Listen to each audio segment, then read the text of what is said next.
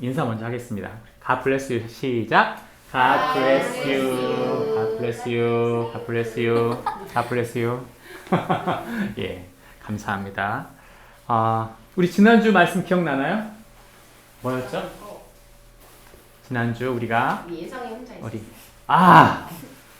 맞아요. 예성이 혼자 있었어요. 우리 예성이 기억나요? 지난주 우리 알람 있었어요. 알람. 그죠? 맞아요. 맞아. 하나님의 경고. 박수해 주세요. 경고 기억하고 있었어요. 감사해요. 일주일 동안 말씀을 기억하고 있다는 건 기적에 가까워요. 감사합니다. 자, 지난주 우리 전사님께서 말씀 전해주셨는데 우리가 이 말씀 들었었어요. 알람이 울리는 것처럼 하나님의 경고가 들려질 때 그 경고를 잊으면 안 돼. 그래서 우리가 지난주 메뚜기 재앙에 대한 이야기를 했죠.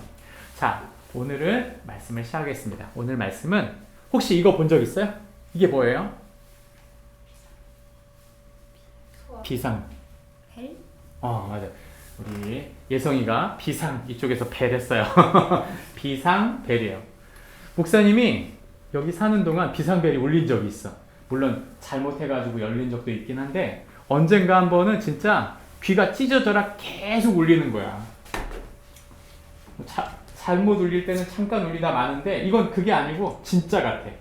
그러면서 방송에서 나왔어. 진짜 화재가 났다고. 너무 놀래가지고 밖에 나와봤어. 그랬더니 불이 났을까요? 안 났을까요? 났어요. 우리 건물에는 불이 안 났어.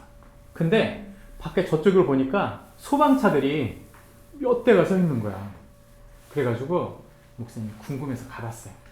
그랬더니 한쪽 이 아파트에 저쪽 510동인가 그쪽 12동인가 그쪽 아파트에 한쪽이 이렇게 소방차가 물로 쏴가지고 흠뻑 적셔 있는 거야. 왜 그런가 물어봤어요. 그랬더니 거기에 중학생 하나가 왜 캔들이라고 그러죠. 촛불을 켜놓고 있었던 거야. 근데 그 촛불을 끄는 걸 깜빡하고 거기서 나와가지고 거실에 있었던 거지. 근데 자기 방이 불이 붙은 거죠. 그래가지고 얘가 나와서 뭘 눌렀을까? 비상벨. 맞아, 비상벨을 눌렀어. 다행히도 누르니까 소방차가 오고. 근데 얘가 또 아주 지혜로운 중학생이었던 것 같아요. 불이 막 자기 방에 나니까 너무 놀라가지고 밖에 나가서 뭘 가져왔을까? 소화기. 맞아, 소화기를 갖고 와가지고 막 자기 방을 뿌렸어. 그래가지고 정말 불이 막 번질 수 있었는데 그래도 잘 껐어요. 너무 감사하더라고. 목사님이 궁금해서 올라가 봤거든. 와, 집안이 난장판이 아니야. 집 바깥에서만 봤는데 바깥에 물이 그냥 얼마나 그 소방관들이 와가지고 막 뿌렸는지 밖에 막 복도에 그냥 물이 흥건한데 와, 장난 아니었어요. 나중에 얘기를 들어보니까 그 중학생 방이 새카맣게 탔대. 얼마나 위험했는지 몰라요.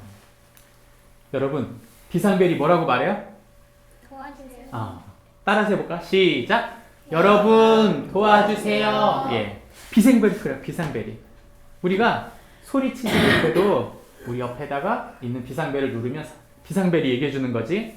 여러분 도와주세요. 마치 이렇게 도움을 요청하듯이 비상벨이 도움을 요청하듯이 우리의 삶에도 도움이 필요할 때가 있어요, 없어요? 있어요. 있어요. 우리 지난주 말씀 기억하나요? 무슨 재앙이 있었어요? 메뚜기 재앙. 이 메뚜기 재앙은 진짜 있었을까 없었을까?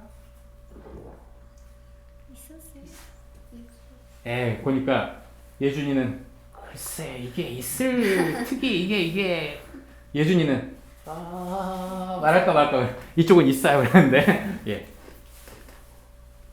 다음 사진을 보여드리겠습니다. 뭐예요?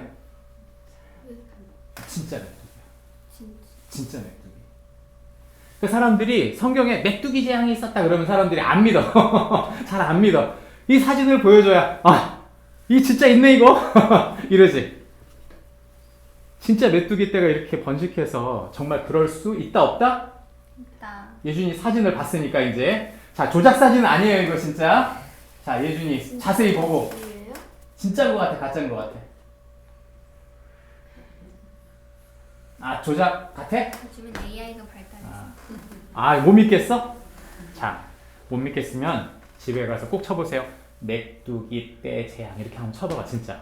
그러면 그림이 아니라 사진으로 진짜요? 진짜 있는 사진이 엄청 많아. 그건 조작이 아니야.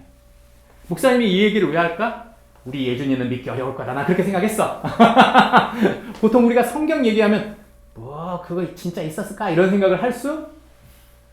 예준이 할 수? 그럼 할 수 있어. 할 수 있어.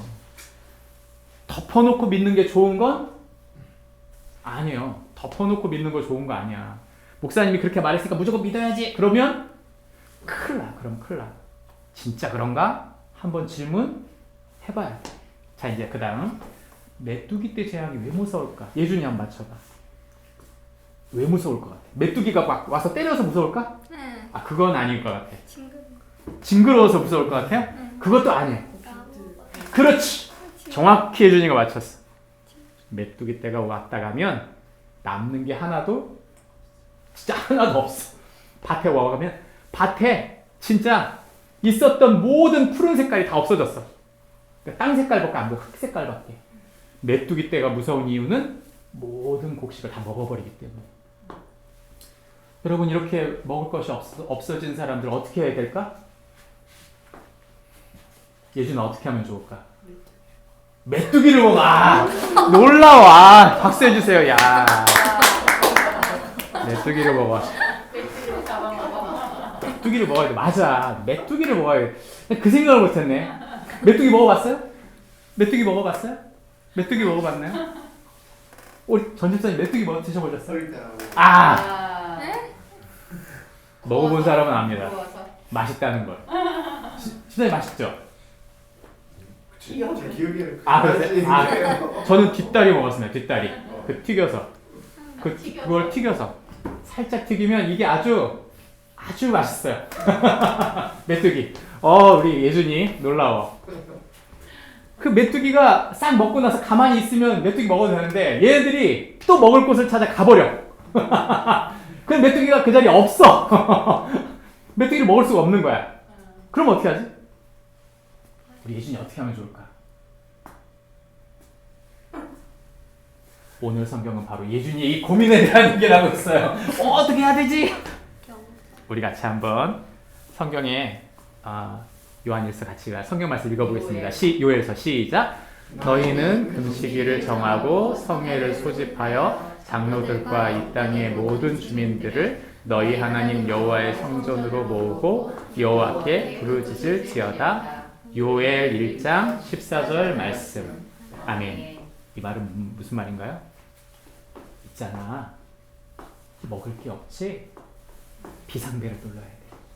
그 비상벨이 뭐예요? 응? 우리 예성이가 맞췄어. 박수해 주세요. 형제가 아주 답을 왔다 갔다 하면서 잘 맞추고 있어요. 정말 그 말이 맞아. 그러니까 예준이가 뭐라고 대답하지? 메뚜기가 먹을 게 없으면 도대체 어떻게 해야 되지? 이렇게 고민하고 있을 때 하나님 말씀하신 거야. 금식하고 기도해야 돼. 비상벨을 누르듯이 하나님 도와주세요. 우리 같이 한번 해볼까요? 시작. 하나님 도와주세요. 하나님이 원하시는 건 뭐였냐면 바로 하나님 앞에 나와서 하나님 나를 도와달라고, 우리를 도와달라고 모두 함께 기도하는 거예요. 기도하는 거. 예성이가 다리를 다쳤어. 병원에 입원했어. 여러분 뭐라고 해야 될까? 우리 예성이 혼자 병실에서 하나님 도와주세요. 그러기를 원하실까? 그게 아니에요. 가족 모두가, 예성이 위해서 교회 모두가 함께 기도하렴. 그 병이 힘들고 어려운 병이라면 더더욱 금식하고 기도하렴. 그게 바로 우리의 비상벨이라고 말하고 있는 거죠. 우리는 어떤가요? 우리는 어때요? 우리도 마찬가지예요. 예수님께서 이렇게 말씀하신 적이 있어요. 이거는 이사야가 말했는데, 예수님은 이런 분이야 라고 말했는데 예수님은 어떤 분이신지 이사야가 말하고 있어요. 같이 한번 읽어볼까요? 시작. 오라 너희 목마른 자들아 물로 나오라. 돈 없는 자도 오라. 너희는 와서 사 먹되 돈 없이 값 없이 와서 포도주와 젖을 사라. 이사야서 55장 1절 말씀. 우리가 배고프고 목마르고 먹을 게 없다는 걸 아신 거지. 그러니까 예수님께서는 어떤 분이신가? 아까 우리 예준이가 맞춘 대로 우리가 먹을 게 없다면 어떻게 해야 되지? 그 고민을 하고 있을 때 주님이 우리에게 말씀하고 있는 거예요. 아무런 조건이 없어. 그냥 기도해. 하나님은 우리 그 궁핍함과 연약함을 채우시는 분이야 라고 말해주고 있는 거예요. 그럼 지금 우리 옆에 예수님이 계세요? 안 계세요? 이쪽은 믿음이 좋아서 계세요. 이쪽으로. 예준이 지금 예수님 옆에 계세요? 안 계세요? 믿음이 좋다고 좋아졌어 갑자기 이쪽도. 예성이 지금 예수님 옆에 계세요? 안 계세요? 계세요. 정확히 말할게요. 예수님이 계시는데 예수님이 성령님, 예수님의 영으로 우리 안에 와 계세요. 근데 중요한 것은 2000년 전에 예수님이 진짜 오셨어. 인간으로 오셨어. 인간으로 오셔서 수많은 사람들을 고쳐주셨어요. 예수님을 만난 수많은 사람들, 귀신 들린 사람들, 병 걸린 사람들, 배고픈 사람들, 하나님을 모르던 사람들이 예수님을 통해 하나님을 알게 되고 하나님께서 그들의 목마름, 그들이 힘들고 어려운 그들의 삶을 도와주셨어요. 그 예수님은 승천하셨지만 언젠가 다시 반드시 오실 것을 우리는 믿어요. 그래서 우리가 하나님 앞에 도움을 구하는 삶을 끝까지 살기를 원하세요. 자, 우리 함께 기도 같이 하겠습니다. 자, 제가 검은색을 여러분이 빨간색을 하겠습니다. 하나님 아버지, 오늘 하늘가족과 함께 예배드리게 해주셔서 감사합니다. 하나님은 우리의 도움이 되시는 분이십니다. 그 은혜를 잊지 않게 해주세요. 우리는 자주 하나님의 함께 하심을 잊어버립니다. 용서해 주세요. 우리를 돕기 원하시는 하나님께 기도함으로 우리의 마음을 채우게 해주세요. 목마른 세상 사람들이 예수님께 나와 도움을 얻게 해주세요. 우리가 그 사람들을 도울 힘과 지혜를 주세요. 예수님께 인도하도록 인도해 주세요. 예수님의 이름으로 기도합니다. 아멘. 우리 뒤늦게 우리 하율이하고 효진이하고 함께 했어요. 열심히 달려온 두 친구, 우리 다음에는 더 빨리 오시기를 바라고 우리 박수해 주세요. 감사합니다. 예수님은 나의 왕 하면서 우리 누크하우스로 가겠습니다. 예수님은 나의 왕, 예수님은 나의 왕, 살아계신 하나님 아들 내 마음에 오셔요. 어서서 오세요. 예수님, 살아계신 예수님 오세요. 여기 내 마음에 함께 계세요. 나의 왕.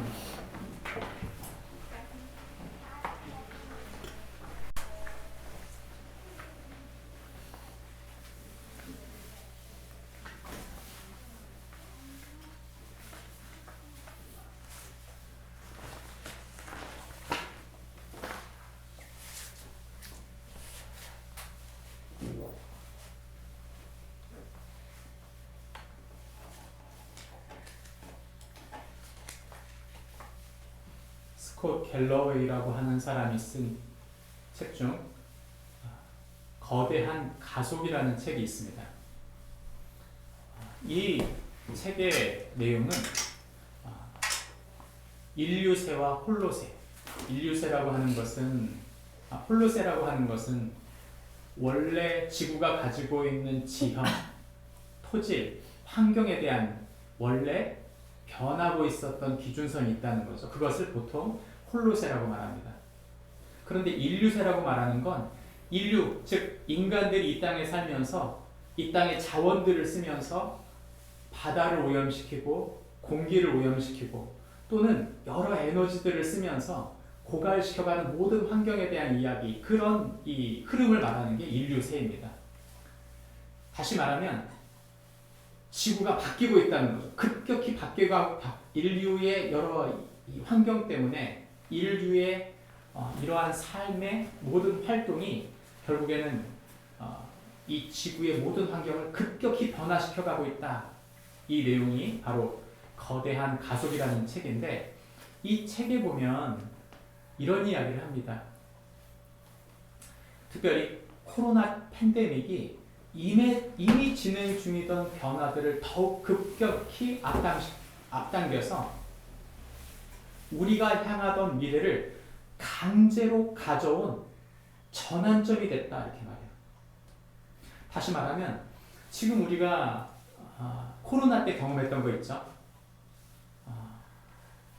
사람들이 만나지 않고 서로 마스크 쓰고 다니고 또 서로 대면하지 않고 가능한 한 따로따로 살고 공공장소에 가지 않고 거의 집에서 모든 걸 해결하고 그 코로나 팬데믹의 그 삶은 우리의 일상에서 어쩌다 한 번 있었던 게 아니고 미래에 있어질 것을 앞당겨 가져왔다는 얘기입니다.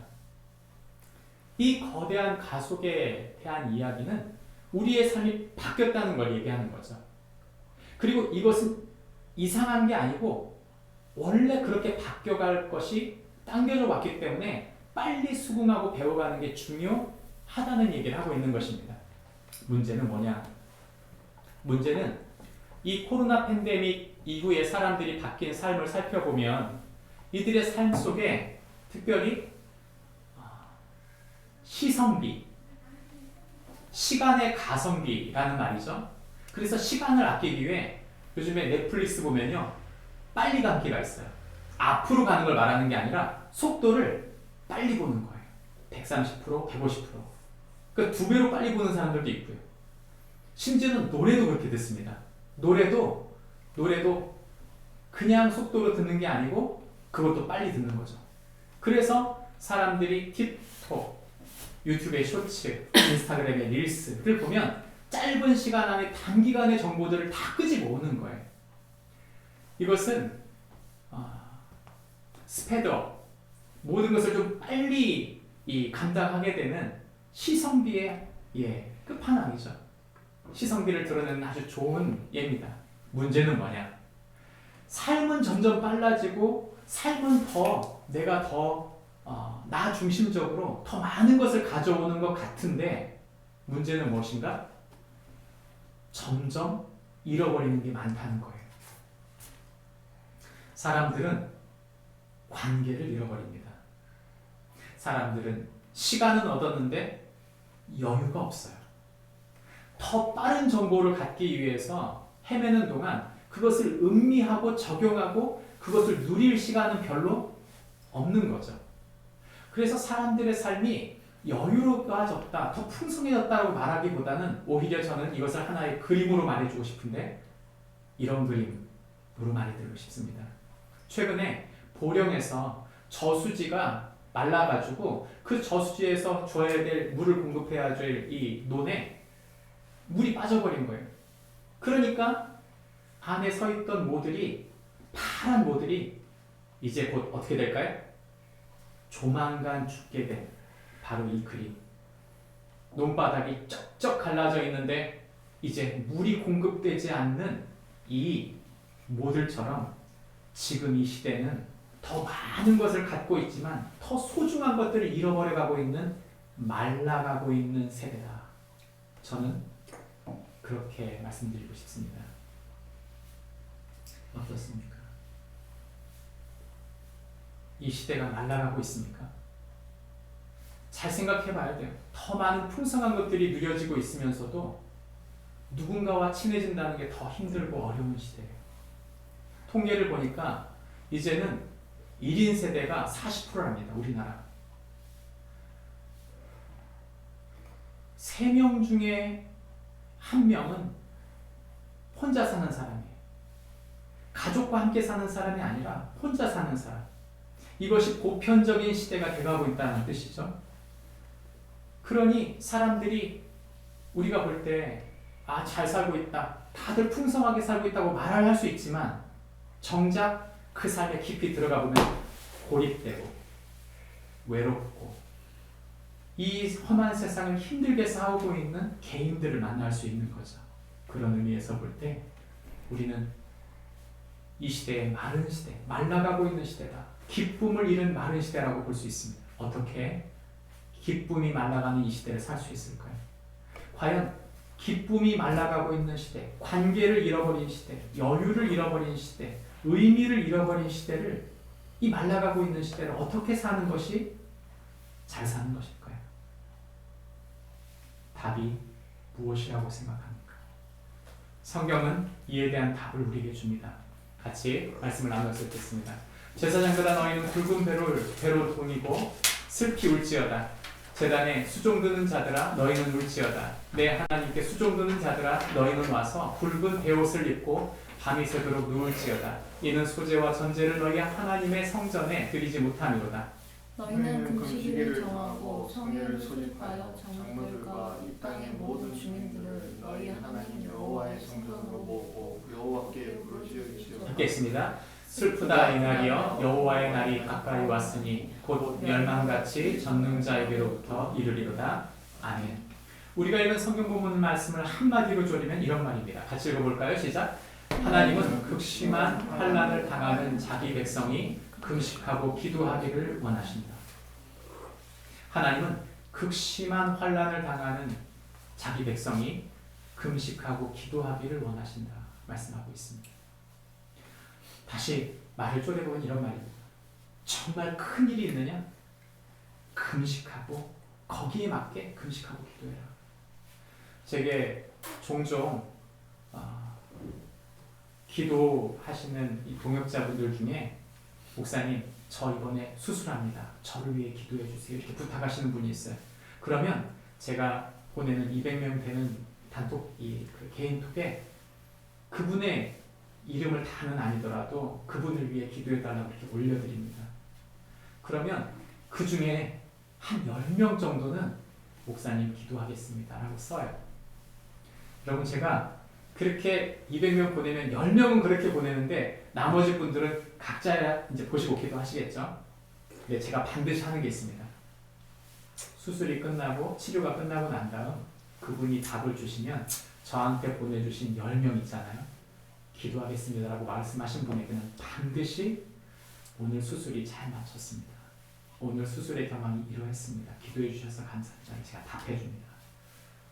여러분 무슨 말인가 하면 중요한 기도 제목이 있어요. 그때는 함께 기도해야 됩니다. 진짜 나에게 큰일이 벌어졌다. 어떻게 기도해야 될까요? 금식한다는 말은 곡기를 끊는다는 말입니다. 곡기를 끊는다는 말은 제가 제 목숨을 걸겠습니다. 저를 도와주옵소서. 그런 뜻이에요. 그렇게 급한 기도가 있을 수 있습니다. 그렇게 기도해야 된다는 뜻입니다. 오늘 요엘은 바로 그런 이야기를 하고 있는 것이죠.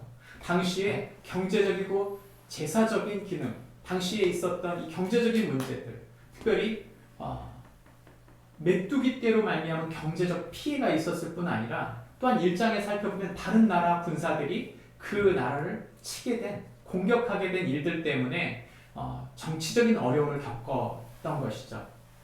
그런 때 어떻게 해야 돼요? 기도해야 된다는 뜻입니다. 우리나라는 휴전 상태죠. 언제든 경보와 사이렌이 울리면 사람들은 이게 큰일이 났구나. 우리 그렇게 생각합니다.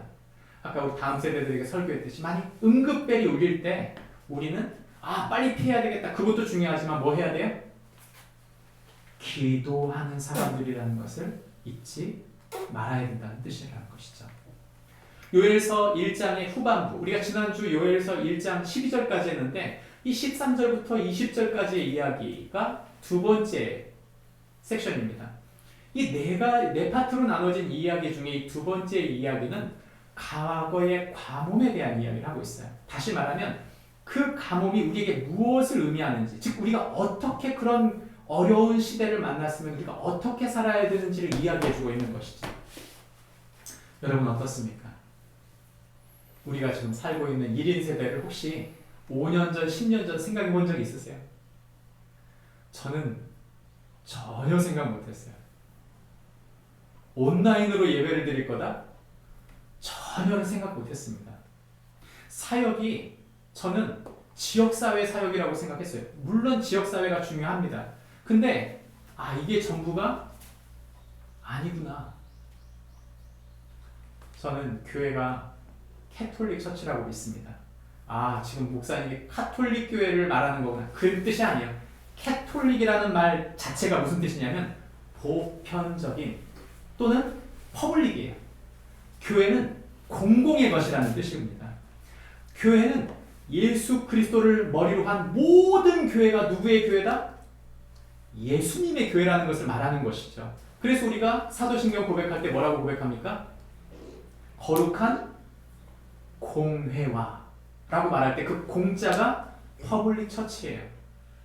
그러니까 우리는 예수님을 머리로 한 사람으로서 모든 교인이 다 같은 교회죠. 근데 한국 교회가 좀 이상해졌어요. 한국 교회가 어떻게 이상해졌냐면 우리 교회 좋은 교회, 우리 교회 좋은 교회. 참 그 이름이 좀 마음에 안 들어요. 분당 우리 교회를 뭐라고 하고 싶은 건 아닌데 무슨 뜻이냐면 우리 교회와 너희 교회가 나눠져 있다는 착각을 벌리는 거예요. 여러분, 우리 교회라는 말은 좋은 말이 아닙니다. 사실 정확히 말하면. 왜냐? 모든 교회는 주님의 교회이기 때문에 우리가 예수 믿는 모든 사람들은 다 형제고 자매예요, 사실은. 근데 우리가 그렇게 생각하지 않죠. 아, 어디 교회 다니세요? 그리고 나서 그 교회는 큰 교회, 그 교회는 작은 교회, 그 교회는 유명한 교회, 그 우리 교회는 유명하지 않은 교회, 그 교회는 그 지역에 있는 교회, 우리는 이 지역에 있는 교회. 착각을 하는 거예요. 아닙니다. 아니에요, 여러분. 그게 아니에요. 여러분, 지교회로 나누는 건요. 지교회로 나누는 건 한편에 있어서는 각자 성장하는 어떤 구도에 있어서 좋은 의미가 있지만 엄청난 착각이 뭐냐면 같은 하나님의 딸, 하나님의 아들이라고 하는 공동체성에 있어서 착각을 가져온다는 사실을 잊지 말아야 됩니다. 교회는 경쟁 상대가 아닙니다. 만약 교회가 경쟁 상대로 생각하고 있다면 그 교회는 병든 교회예요.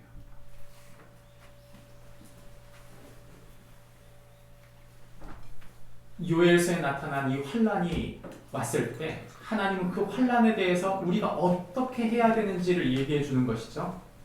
그 환란에 대해서 하나님 앞에 회개하고 돌아올 것에 대한 이야기를 하고 있는 것입니다.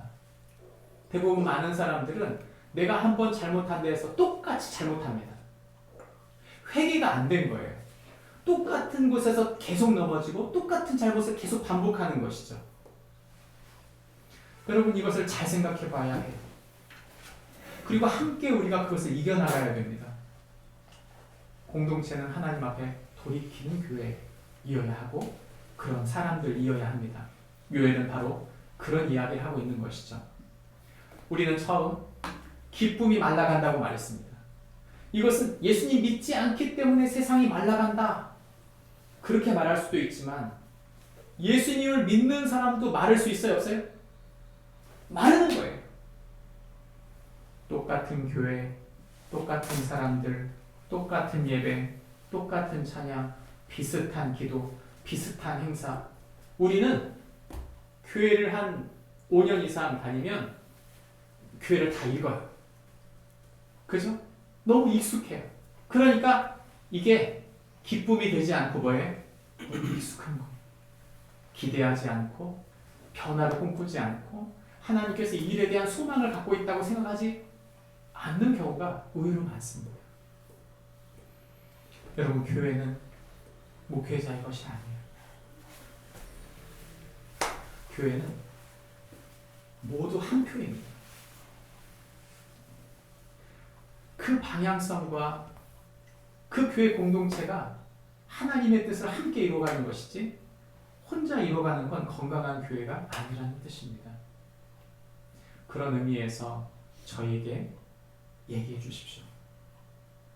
우리 교회 이거 했으면 좋겠습니다. 저거 했으면 좋겠습니다. 이것이 잘못인 것 같습니다. 이걸 바꿔야 되겠습니다. 여러분, 우리가 바꿀 수 있는 건 최선을 다해 바꿔야 됩니다. 할 수 있는 건 최선을 다해야 돼요. 그것이 예수님을 머리로 한 진정한 교회의 모습입니다. 그래야만 이 말라가는 시대를 이길 수 있는 것이죠. 이 기쁨이 많은 시대, 관계가 많은 시대, 여유와 의미가 없어져가는 이 시대 속에서 우리가 어떻게 살아야 되는가 성경 우리에게 세 마디 합니다. 단어로 줄입니다. 금식, 예수, 성령입니다.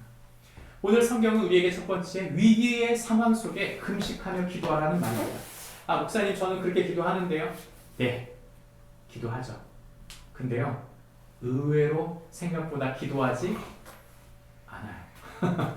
알고 있으면서 정작 기도하지 않을 때가 의외로 많습니다.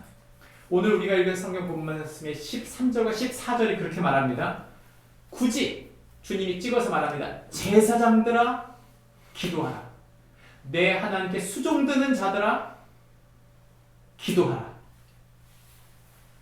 장로와 모든 주민들을 너희 하나님 여호와의 성전에 모으고 함께 여호와께 부르짖어라. 요엘서는 우리에게 분명히 말해줍니다. 금식하고 기도해라. 여러분 어떠세요? 집안에 변하지 않는 사람이 있어요. 말이 안 통하는 사람, 자기 고집과 자기 주장을 꺾지 못하는 사람, 모두 그 사람 때문에 고생하고 모두 그 사람 때문에 힘들어요. 그런 사람이 있을 수 있고요. 그 가장 근본에는 우리 자신이 제일 안 변해요. 하나님은 우리가 변하길 원하세요. 하나님은 우리가 하나님의 사람으로 쓰여서 이 가족을 변화시키기를 기대하신다는 거죠. 골마 터지고 상처 많고 문제 많은 우리의 가정을 누가 바꿀까요? 주님은 우리에게 말합니다. 너가 바꿔야 돼. 너. 하나님은 우리 자신에게 말하고 있는 것입니다. 내가 바뀌지 않는데 내 가족이 어떻게 바뀌겠어요? 여러분, 절박하게 기도하셔야 됩니다.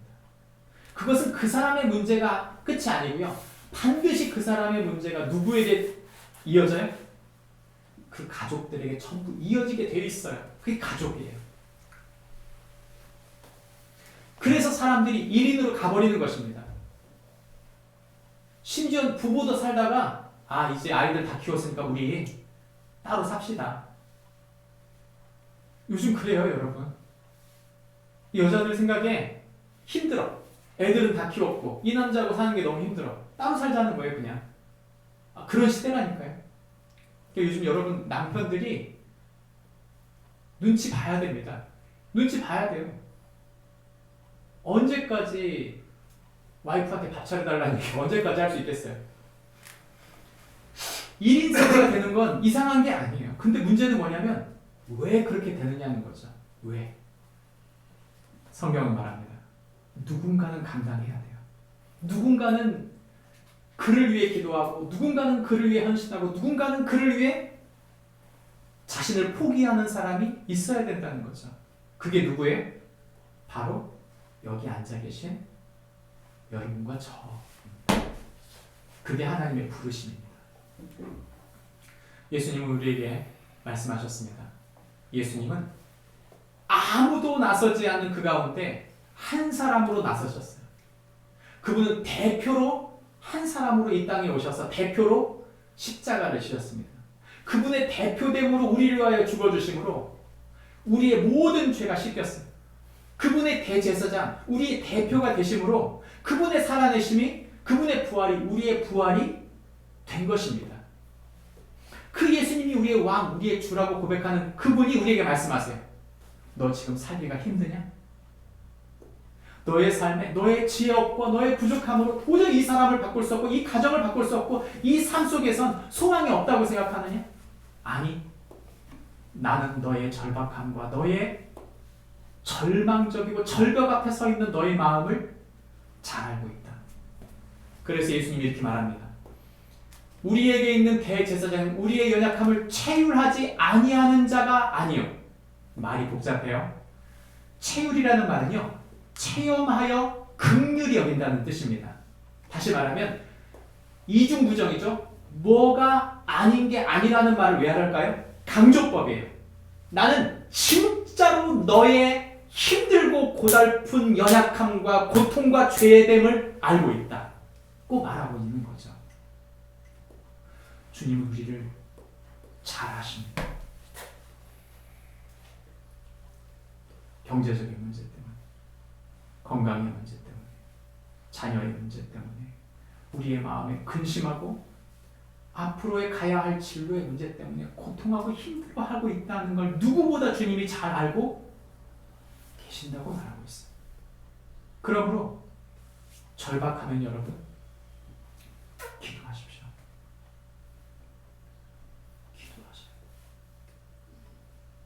기도하셔야 합니다. 저는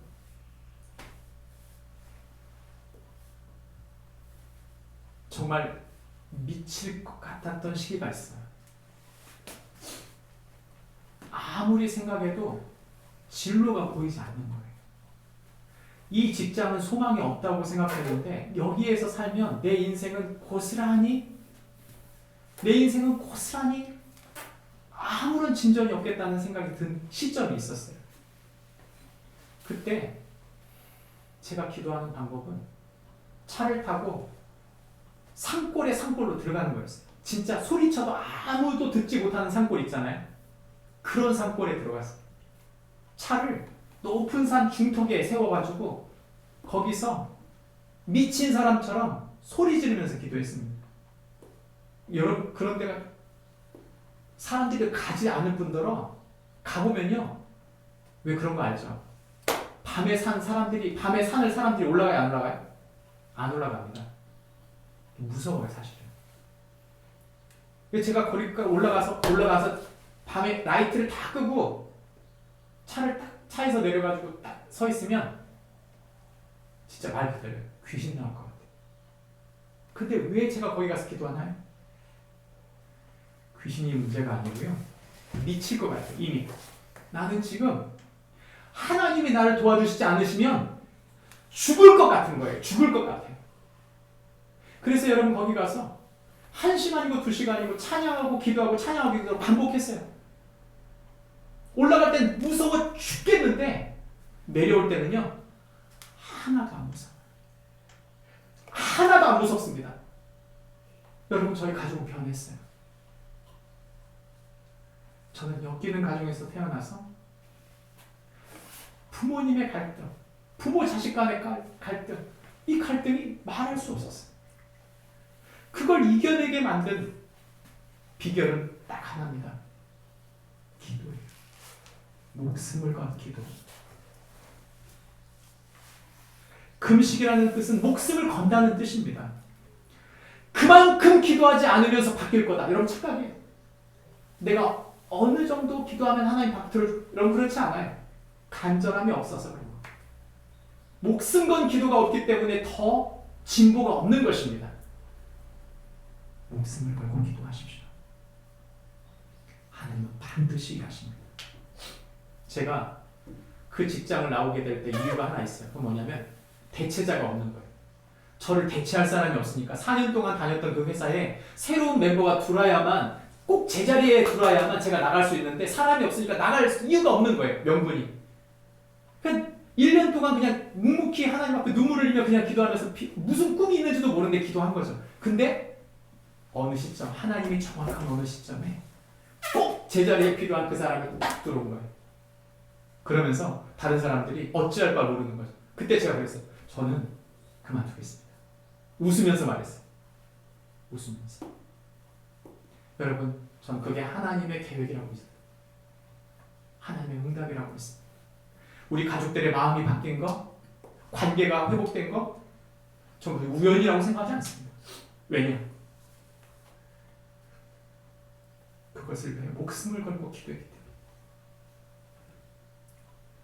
회복은 그저 오지 않습니다. 비전은 그저 열리지 않습니다. 우리 아이들이 하나님의 사람이 되는 것은 그저 열리는 일이 절대 아니에요. 예수님은 잘 아세요. 나보다 더 잘 아세요. 그렇기 때문에 도와주시는 분입니다. 여러분, 근데 우리가 그걸 못 믿는 거예요. 그래서 기도 안 하는 거예요. 여러분, 우리가 지금 작은 기도하자 그런 얘기 아닙니다. 목숨 걸고 기도할 땐 여러분 정말 중요한, 정말 붙잡아야 될 걸 기도하라는 것입니다. 그것을 붙잡고 기도하는 축복이 우리 모두 되기를 주님의 이름으로 축복합니다. 성경은 우리에게 두 번째 말합니다. 심판을 통과하신 예수님을 바라보라는 것입니다. 성경의 말씀에 요엘서 1장 15절부터 17절 말씀에 보면 이렇게 말합니다. 그날이요. 우리가 요엘서 전체의 핵심 문장이 뭐라고요? 핵심 단어가 그날이라고 했어요. 근데 그날은 뭐냐? 여호와의 심판의 날이라고 하는 거죠. 그래서 이렇게 말합니다. 곧 멸망같이 전능자에게로부터 이르리로다. 하나님의 심판이 그 어느 날 임할 거라는 것입니다. 이 성경 본문을 묵상해 보면 이렇게 생각할 수 있어요. 아, 지금 우리에게 하나님의 심판이 이르겠구나. 여러분 그렇게 생각하시겠죠? 틀렸어요. 그런 말이 아니에요. 여러분 그 구약을 쪼려볼까요? 구약은 무슨 말이죠? 그리스도가 오신다. 신약은 뭐예요? 그리스도가 오셨다. 해답이 여기 있어요. 그럼 무슨 말일까요? 요엘은 예수님을 만나보지 못한 사람입니다. 우리는 예수님을 압니다. 2000년 전에 예수님이 오셨죠. 여러분 그 하나님의 심판이 온다는 말은 무슨 말일까요? 예수님이 오셔서 이 땅을 심판하신다. 그런 말이 아니에요. 예수님이 이렇게 말씀하셨어요. 나는 너희를 심판하러 온 것이 아니라 너희를 뭐하러 왔다? 구원하러 왔다. 이렇게 말씀하셨어요. 구원 무슨 말입니까? 그 모든 심판이 한 방향으로 간 것입니다. 누구에게요? 정확히 예수님에게 간 거죠. 요엘의 이 하나님의 날, 주님의 심판이라고 하는 이 멸망은 누구에게 흘러갔는가? 바로 예수 그리스도께로 흘러갔다는 것입니다. 그러므로 그 예수님을 믿고 예수님을 나의 왕, 나의 주, 나의 제사장으로 믿는 사람들은 그 십자가에서 그 모든 죄가 씻어지고 그를 하나님의 자녀로 세울 뿐더러 하나님의 권세를 그에게 입혀 하늘의 뜻을 이루는 사람으로 세우셨다는 뜻이죠. 앞으로 주님의 날이 올까요, 안 올까요? 우린 그래서 지금 우리가 살고 있는 건 올레기 난예, 이미 오셨지만 아직 오지 않은 날이라고 믿습니다. 우린 예수님의 초림과 재림을 믿는 사람들이에요. 그 중간에 사는 사람들입니다. 예수님이 오셔서 우리의 모든 심판을 이미 받으셨어요. 그러므로 예수님이 앞으로 오는 심판에 대한 이야기는 누구를 위한 걸까요? 우리를 위한 게 아닙니다. 예수님은 우리를 심판하러 오시는 게 아니고 우리를 백보자 심판이라고 해서 우리에게 상을 주시게 한 것입니다. 우리가 정말 예수님을 믿는다면 하나님의 심판이 내게 이르지 않고 그 십자가에서 끝났다는 사실을 믿어야 돼요. 진짜 거기서 끝난 거예요. 내가 2000년 전에 죽은 그 예수님이 오늘 짓는 나의 죄를 용서해 주시는 분이시다. 우리 그걸 믿고 사는 사람들입니다. 예수님은 이렇게 말씀하셨습니다. 마가복음 15장 35절 엘리 엘리 라마 사박다니 나의 하나님 어찌하여 나를 버리셨나이까. 성부 하나님이 성자 하나님을 버려야 되는 이유가 뭘까요 도대체? 자기 아들을 십자가에 내어주시는 하나님 아버지의 이유가 뭘까요? 딱 하나입니다. 우리의 죄 때문에. 그러므로 우리의 모든 죄, 그 모든 죄가 2000년 전 그 예수님의 심판 속에, 예수님의 십자가 속에 다 씻어졌다는 뜻이죠. 그리고 지금 내가 짓는 죄도 그분에게 아뢰고 회개하고 돌이킬 때 우리는 우리 죄가 씻기는 줄 믿습니다. 그럼 우리는 이렇게 질문할 수 있어요. 밀양에서 그런 말이 나오죠. 하나님이 제 죄를 다 용서하셨습니다. 그러므로 저는 아무 죄가 없습니다.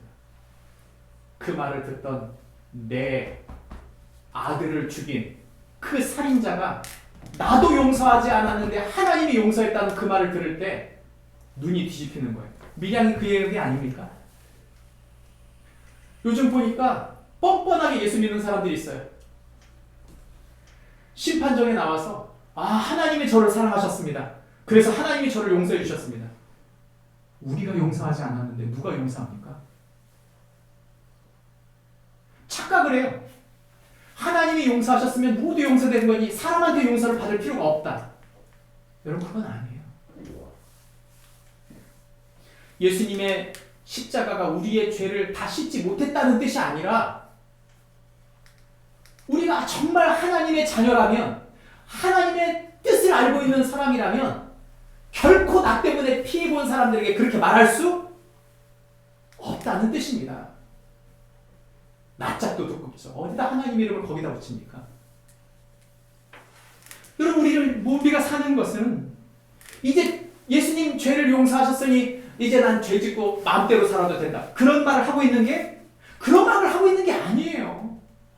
어떻게 하나님의 은혜를 입은 사람이 함부로 죄를 짓고 함부로 뻔뻔하게 다른 사람에게 나는 죄를 다 씻었으니 너에게는 아무 상관이 없다. 그런 얘기를 함부로 할 수 있습니까?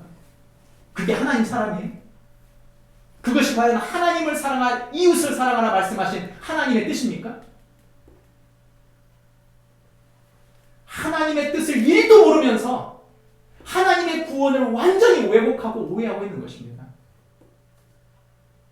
여러분, 철저히 대가를 치르세요. 우리가 하나님께 용서를 받았어도 사람에게 용서받지 못했다면 용서 구해야 됩니다. 죄값을 치르지 않으려고 엉뚱한 소리를 하고 있을 때 모든 기독교인이 다 욕을 먹잖아요. 지금 천박한 신앙, 천박한 믿음이 무엇인지를 지금 여실히 보여주고 있는 거예요. 기독교를 제대로 이해하지도 못한 사람이 하나님 이름을 들먹거리면서 법정에서 하나님을 모독하는 이야기를 우리 지금 듣고 있는 것입니다. 여러분, 주님은 우리에게 말씀하십니다. 나는 너희 모든 심판을 감당했다. 싸구려 믿음은요, 예수님을 이용해 먹는 믿음이고요. 진짜 믿음은 예수님께 모든 것을 거는 것입니다.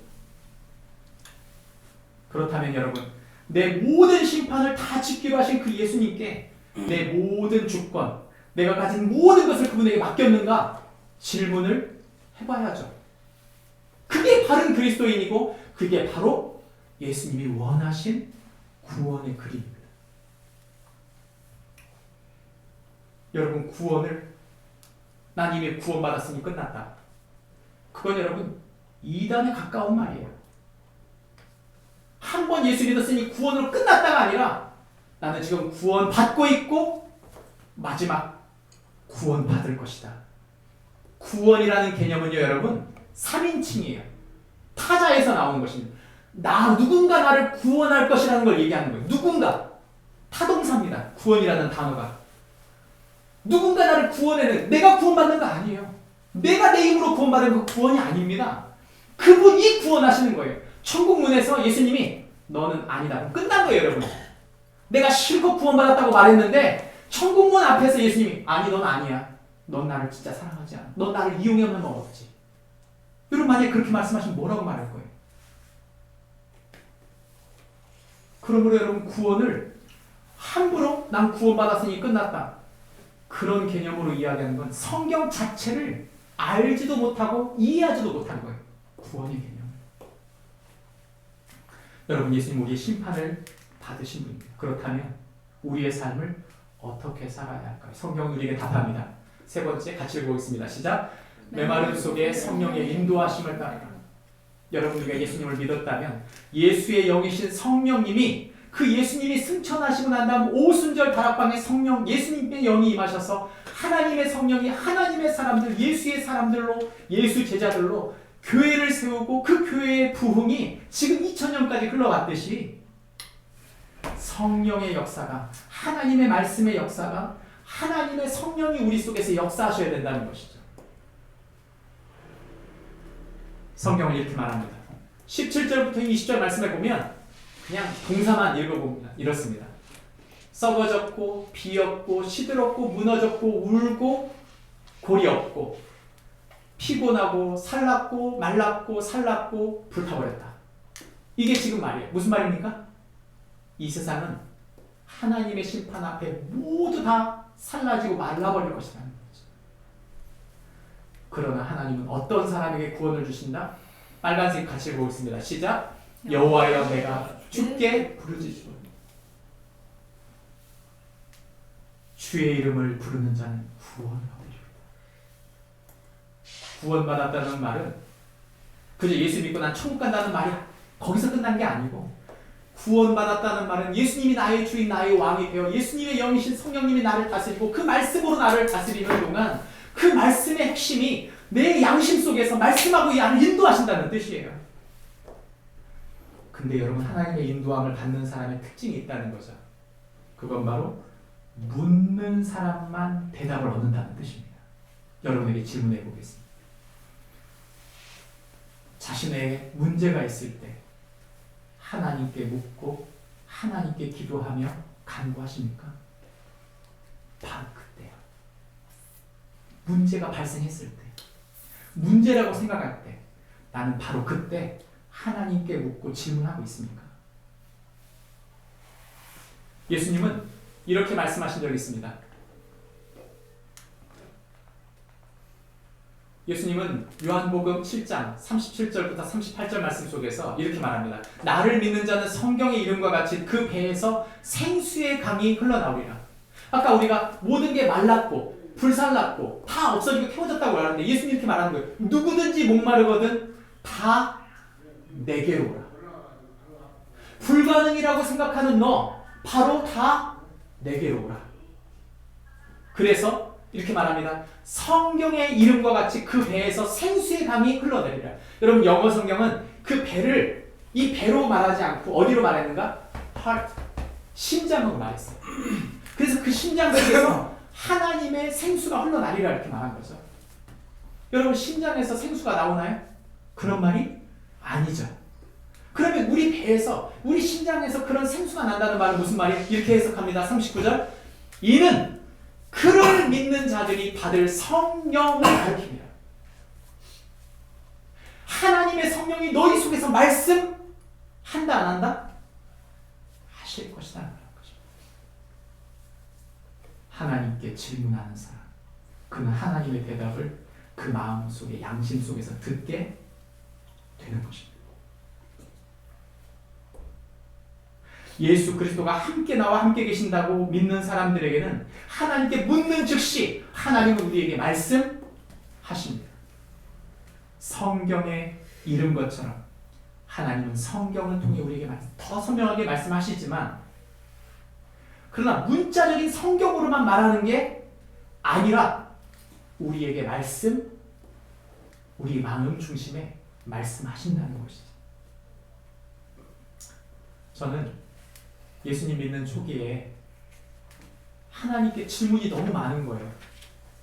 그죠? 예수를 처음 믿었으니 하나님께 묻고 싶은 게 얼마나 많았겠어요? 그래서 여러분, 수시로 물었습니다. 수시로. 근데 희한하죠? 제가 묻는 대답에 갑자기 그런 생각이 들어요. 그러니까 하나님, 제가 이게 뭔지 모르겠어요 하고 기도했으면 그게 무슨 뜻인지를 제 마음속에 이거겠구나 하는 게 떠오르는 게 너무 많았어요. 근데 그때는 제가 이렇게 생각했어요. 이게 뭐지? 근데 내가 그냥 물었는데 갑자기 그냥 그게 이것이겠구나라고 생각 드는 이유가 뭐지? 그냥 저는 몰랐어요, 그때는. 근데 시간이 지나고 난 다음 그것이 내 안에 계신 양심 속에서 내 안에 계신 성령께서 하나님의 말씀, 하나님의 뜻을 제게 가르쳐 주셨다는 걸 뒤늦게 알았어요. 하나님의 사람들이 하나님께 대답을 얻지 못하는 이유는 딱 하나입니다. 묻지 않아서예요. 기도하지 않아서 답을 못 얻고 있는 것입니다. 우리가 만약 하나님께 묻고 기도했다면 하나님은 반드시 대답하시고 응답하실 분이시라고 성경은 말하고 있는 것입니다. 말씀을 정리하겠습니다. 주님은 우리를 버려두는 분이 아니십니다.